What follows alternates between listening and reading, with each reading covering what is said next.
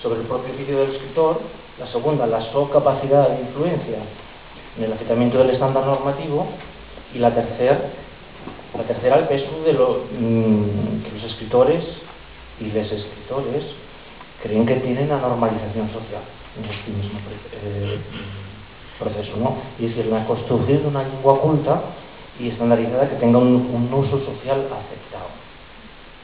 El análisis de Calter descriptivo y sincrónico,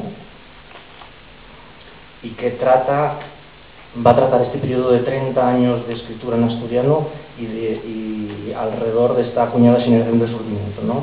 Tiene esencia cuantitativa y básase en primeres, en datos, en información, fuentes de información primarias, que están basadas en una encuesta que tiene un 450 ítems y que se fixo al 90% de los escritores en asturiano.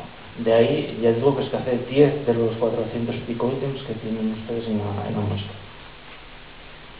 La base y la información sobre las dimensiones de la encuesta, bueno, pues están aquí explicitadas, y la cuestión principal, que es la herramienta de trabajo con la que se van a trabajar todos estos datos, y es la de agrupamiento y comparanza. Es decir, son las reglas básicas de la sociología lingüística, o no. Hay que agrupar esos datos y hacer comparanzas, ya bien describiéndolos de forma general, pero también encariando grupos de ese conjunto general de escritores unos con los otros. Hay pues un refilero de ámbitos que voy a comentar, y sobre los que sí hay pues un estudio mucho más fondo, ¿no?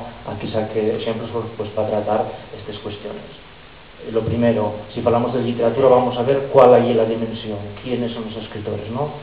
La existencia, la continuidad y géneros cultivados. Otra cuestión ya la identificación del creador con el propio oficio de escritor.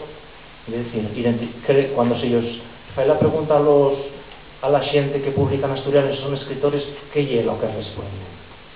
3. La formación, sentido de apego, distanciamiento con corrientes o grupos literarios, modelos e influencias literarios, reconocimiento del propio labor como escritor, ¿no? Pero claro, ya que estamos hablando del asturiano, en el caso de un idioma en el que se crea, pero que no es el vehículo visual de la población lectora, sería revelador atestigar de qué visión utilitarista de la propia literatura, ¿no? En cuanto a la normalización y la estandarización. Así que vamos a pasar también a mirar a ver si los propios escritores asturianos creen el cierno de esa adaptación o son simples piezas en el proceso de normalización y estandarización, ¿no? También, si yo os pregunto con ejemplos, si los escritores siguen las propuestas normativas, asumen una posición de vanguardia en cuanto a ellas, o cuál es su posición, ¿no? En esta mínima exposición voy a seguir la razón para ella, y son dos principales. La primera es ejemplificar en qué consiste el trabajo y aportar ya de qué resultado concreto sacado específico sobre el grupo de autores mujeres autores, ¿no? El marco es importante. Fixe aquí pues unas gráficas para que nos demos cuenta cuál es la dimensión de la literatura asturiana. No es esta, pero sí es la que yo estudié. Estamos hablando de 6 géneros literarios donde sí se crea poesía, narrativa, teatro, ensayo, monólogo. Esos son. Hay 222 autores que publicaron por lo menos un libro, un volumen propio en estos 30 años. De esos 222 posibles, hice 165 o 164 encuestas divididas en esa manera. Las 164 encuestas representan más del 95% de la obra escrita en esos géneros literarios. Esto es importante también.